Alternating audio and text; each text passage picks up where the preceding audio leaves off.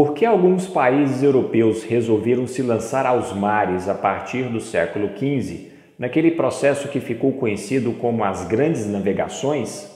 Bom, para a gente entender isso, pessoal, nós precisamos nos lembrar que a Europa fazia comércio com regiões aí da Ásia, do Oriente, havia muito tempo. Como vocês podem ver nesse mapa que está aparecendo no slide, o comércio entre Europa e Ásia existia desde pelo menos a antiguidade, quando nós já tínhamos aí produtos vindos da Índia, da China, chegando até a Europa para serem comercializados. Eram produtos que, com o passar do tempo, passaram a ser muito valorizados pelos europeus. Mas a partir do século XV surgiu um pequeno probleminha. Por quê? Como vocês podem ver no mapa, essa rota que ligava a Europa e a Ásia passava mais ou menos aí pela região do Mar Mediterrâneo, pela região da atual Turquia, como vocês estão observando. Porém, meados do século XV, diante da expansão islâmica, o Império Turco-Otomano acabou conquistando, pessoal, uma região que está indicada agora no mapa por esse retângulo na cor amarela. É mais ou menos a área que correspondia ao antigo Império Bizantino, só que agora essa região passa a ser controlada pelos muçulmanos. Vejam, pessoal, que é uma região que fica exatamente no meio do caminho, daquela rota comercial que ligava a Europa e a Ásia.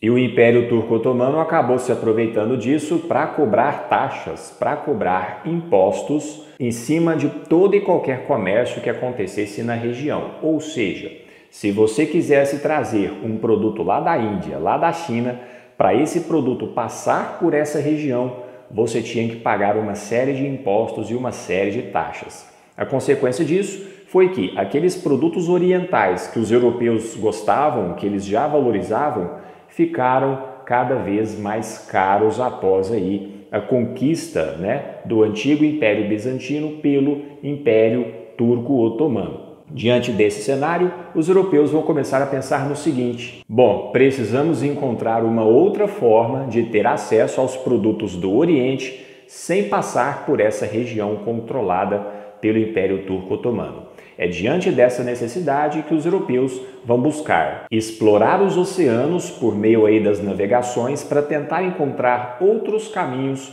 para chegar até a Índia, até a China, enfim, para chegar até o Oriente. E aqui vocês devem estar se perguntando: bom, professor, mas naquela época não existia uma série de lendas sobre o mar, sobre o oceano?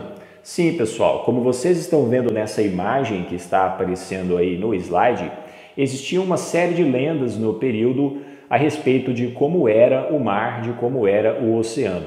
Dentro daquele imaginário europeu do período, havia lendas que diziam que o mar era habitado por grandes monstros e que esses monstros destruíam os navios, matavam as pessoas que navegavam pelos oceanos. Era o imaginário da época que existia porque não havia tantos conhecimentos assim a respeito de outras partes do mundo, a respeito dos oceanos. Então, a cultura do período aí era o pano de fundo no qual esse imaginário foi construído. Mas com o passar do tempo, a necessidade de comprar os produtos orientais a preços mais baixos, principalmente aí tentando se comprar diretamente dos produtores lá na Ásia e não passando pelos intermediários turcos otomanos ali na região do Mar Mediterrâneo, falou mais alto. Pessoal, a necessidade de gastar menos para ter acesso aos produtos e, consequentemente, aumentar os lucros falou mais alto do que o medo que se tinha do mar, do oceano e dessas lendas que existiam. O primeiro país europeu que vai iniciar esse processo das grandes navegações no século XV, principalmente, vai ser Portugal. Mas o que permitiu que Portugal tivesse assim um pioneirismo naquele processo? Bom, pessoal, aqui nós precisamos voltar para a história de Portugal e entender que alguns fatores permitiram que Portugal tivesse condições de se lançar aos mares antes de outros países europeus. Como vocês estão vendo nesse mapa que está aparecendo agora no slide, Portugal tinha uma localização geográfica muito privilegiada. Vejam, Portugal está na Península Ibérica, numa região a partir da qual se tem acesso ao Mar Mediterrâneo e também ao Oceano Atlântico. Além disso, pessoal, o Estado português já havia se formado já tinha algum tempo. Era um Estado centralizado, unificado, quer dizer, Portugal era governado por uma monarquia. E além disso, Portugal não tinha dissensões internas. Por exemplo, se a gente comparar com a situação da Espanha, né? A região que hoje é a Espanha era formada por muitos reinos diferentes e esses reinos tinham conflitos, disputas entre eles. Portugal não tinha esse problema. Então, Portugal já era um país que já havia sido unificado e já tinha um Estado bem organizado sob a forma de uma monarquia. Um outro fator que também contribuiu para que Portugal tivesse aí o seu pioneirismo, né, nas grandes navegações foi o fato de que os portugueses já tinham uma experiência com a navegação no Oceano Atlântico. Mais uma vez, pessoal, a localização geográfica de Portugal foi essencial nesse processo. Vejam que Portugal tem acesso ao Oceano Atlântico. E aí o que acontecia é que os portugueses já faziam navegações principalmente em direção ao litoral da França e também em direção ao litoral da Inglaterra para fazer comércio.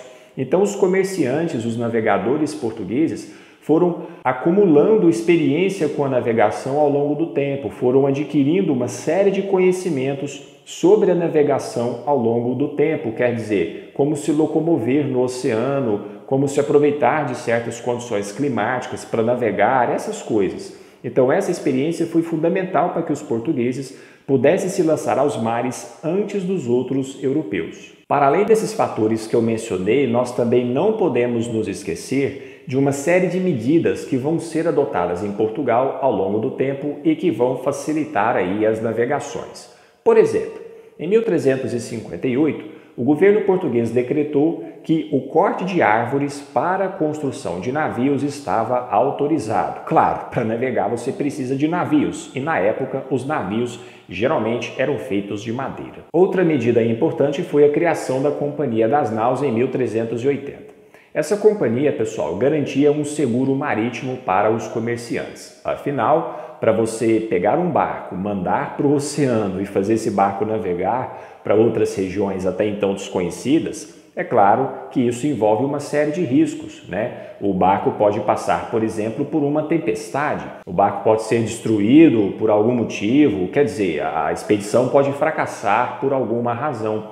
Então, a Companhia das Naus garantia exatamente um seguro marítimo, quer dizer, caso acontecesse alguma coisa, o comerciante que havia financiado a expedição não teria prejuízo. E isso, obviamente, estimulou as grandes navegações também, essa sensação de segurança que a Companhia das Naus oferecia. Já a partir do finalzinho do século XIV, com a Revolução de Avis, nós vamos ter aí uma aproximação entre o governo português e os comerciantes.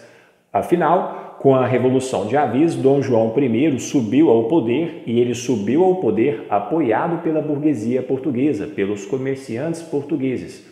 E por isso ele acabou favorecendo a burguesia durante aí os anos do seu governo com uma série de medidas, como por exemplo a adoção de uma política protecionista para proteger os produtos portugueses, cobrando impostos e taxas sobre produtos aí de outros países europeus, como uma forma de estimular o consumo de produtos portugueses dentro daquele país. Então vejam que uma série de fatores, contribuíram para que Portugal tivesse aí as condições necessárias para se lançar aos mares com uma certa segurança. Um marco importante, pessoal, das grandes navegações portuguesas, da expansão marítima portuguesa, é o ano de 1415, como vocês estão vendo no slide. Por quê? Os estudiosos apontam, alguns deles aí, que nesse ano o Dom Henrique, que era filho do rei, filho de Dom João I, liderou aí a conquista de Ceuta, que era um território no norte da África que era controlado pelos muçulmanos na época. Os muçulmanos faziam ali o controle do comércio naquela região. Então, a partir desse momento, Portugal vai se lançar cada vez mais aos mares, principalmente ao longo da costa da África, no objetivo de tentar encontrar um novo caminho para a Índia que não precisasse passar pelo mar Mediterrâneo naquela área controlada pelo Império Turco Otomano. Como eu disse, a experiência acumulada pelos portugueses com as navegações no Oceano Atlântico em direção à França, em direção à Inglaterra, foi essencial dentro desse processo de expansão marítima. Outro fator que também foi essencial, pessoal, foi aí o acúmulo, de uma série de conhecimentos de outros povos sobre a questão da navegação. Os portugueses foram reunindo informações, conhecimentos a respeito da navegação que tinham sido obtidos por povos antigos, como por exemplo os fenícios, os egípcios, os gregos, os árabes e muitos outros povos. E aqui existe um dado curioso. Durante muito tempo, alguns estudiosos disseram que esses conhecimentos a respeito da navegação vindos de outros povos foram reunidos em Portugal na chamada Escola de Sagres. Porém, pessoal, a gente precisa hoje questionar um pouco essa ideia. Por quê? Muitos estudiosos duvidam hoje, que essa Escola de Sagres tenha tido uma existência física. Quer dizer, muitos estudiosos não acreditam que havia um prédio físico chamado Escola de Sagres, onde esses conhecimentos eram transmitidos.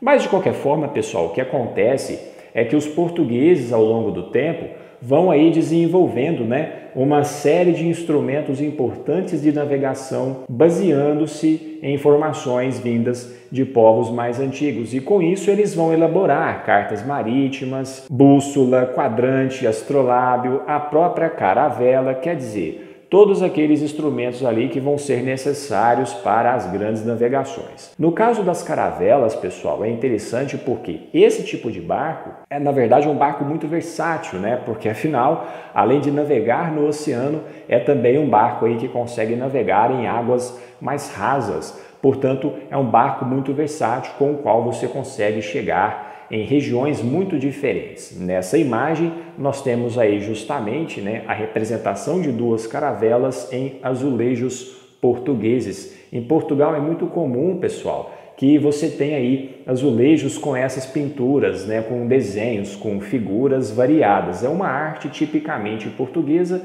e, no caso aqui da imagem, são azulejos portugueses que retratam duas caravelas que foram essenciais para que Portugal pudesse se lançar aos mares e antes dos outros países europeus ali no contexto das grandes navegações. E é isso, pessoal. Espero que vocês tenham gostado do vídeo. Se você gostou, deixa o like, aproveita, se inscreve no canal também e compartilha o vídeo nas suas redes sociais para a gente levar esse conteúdo para mais pessoas na internet. Vou ficando por aqui. Vejo vocês no próximo vídeo.